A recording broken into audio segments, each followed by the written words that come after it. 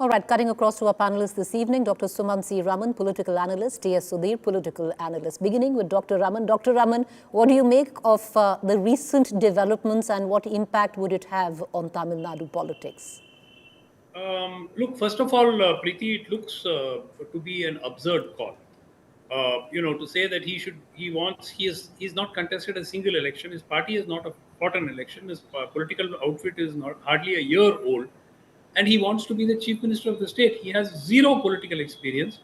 I mean, there is a limit to taking the people of Tamil Nadu for a ride or to be fools. So I don't know where this is coming from. Perhaps there are pressures on him to become a vote cutter. Certainly, the fact that he is contesting alone is a setback to the BJP AIDMK alliance, because the anti-DMK vote would now get split. Though the way Vijay spoke today, also there is a possibility that some of the anti-BJP vote, which could otherwise have gone to the DMK, may go to him. But overall, it's definitely a setback for the AIDMK BJP combined. Why he is doing this? He's not going to gain anything out of it. He may get a vote share of 10% or 12%, but he's not going to win anything, and there's no way he's going to become chief minister. So what is in it for him is the $1 million question. Unless this is just posturing to drive a harder bargain before the election, but I don't think so, because he says this is a final decision, and there is no way that it is going to change before. I mean, now or ever. So if he does this and does a somersault in 6-7 months, it's not going to reflect very highly on him. But having said that, the decision to the BJP actually made open invitation. This was not something which there was a veiled behind the scenes attempt. The state leaders are actually saying we would welcome him to the alliance, we would like him to come with us, and so on.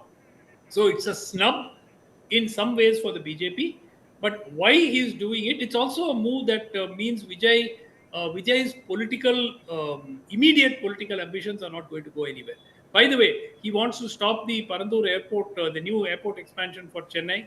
He wants to stop the expansion of Sipcot, which is an industrial park. So all of this is regressive politics, which the people of Tamil Nadu will certainly not appreciate or vote for.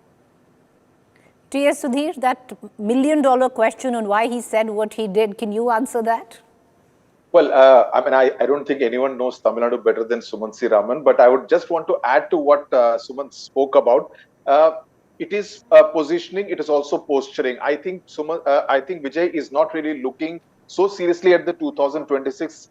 He's very fond of meeting students who do very well in the board examinations, felicitating them. So to use an education metaphor, I think 2026 is like the pre-board examinations. The real examinations will come only in 2031. And I think he's preparing for a political life in Tamil Nadu post MK Stalin. And I think that's where he thinks he will have a better chance. What does he really gain by contesting this election? I think those people who would know that he's not going to become the chief minister of Tamil Nadu in the summer of 2026, but would still appreciate the novelty factor, are tired of the Dravidian brand of politics. The women vote, the youth vote, his fan vote would go for him. He's still pretty much a one-man party. We don't know of anyone else prominent enough in his party. So in that sense, it may not translate into significant number of seats, but I think he just wants to make a splash, to make a point, and he's willing to bide his time when it comes to him versus someone prominent within the Dravidian regime. So as far as Vijay is concerned, if I were to look from his point of view, I think he's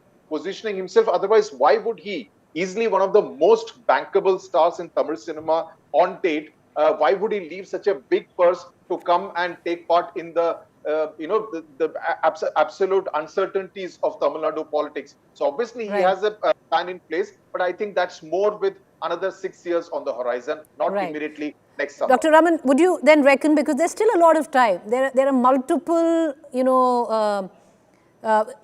events that can take place. The distance between the lip and the cup is quite a bit where elections are, to come in. Do you think things can change? This kind of posturing over time is just plain posturing, because he named only DMK and BJP. The BJP might be with the AIDMK, but he didn't name the AIDMK.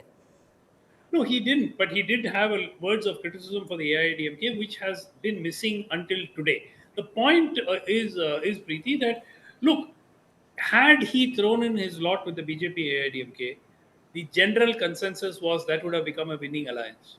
and Vijay could have found himself as a Pawan Kalyan of Tamil Nadu, right? He could have found himself within, though Pawan Kalyan did put in the hard yards for several more years than Vijay has.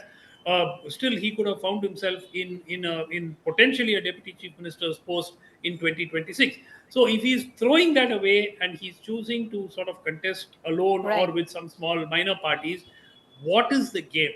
And I honestly, there are no guarantees in politics. Mr. Vijay Right. Kant in 2010 announced himself as a chief ministerial candidate, and we all know where that ended up, right? So TSD, I you want to don't weigh think in? there are any certainties.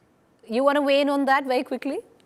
Absolutely. I think announcing himself as the chief ministerial candidate is much more of a messaging to his cadre base and his fans that he means business, that he's here for the serious all. Just as Sumant mentioned Vijay Kant. Chiranjeevi announced himself as the chief ministerial candidate in 2009 elections. He did not win many seats, and within a few years, he merged his party with the Congress and happily went on to become the Union Tourism Minister. So staying power is important, and whether Vijay has that kind of staying power would really dictate whether he's really relevant in Tamil Nadu politics. Well, we'll know that sooner than later, but I appreciate both you gentlemen for joining us. Apologies, we came to you a little late, but thank you for taking the time out.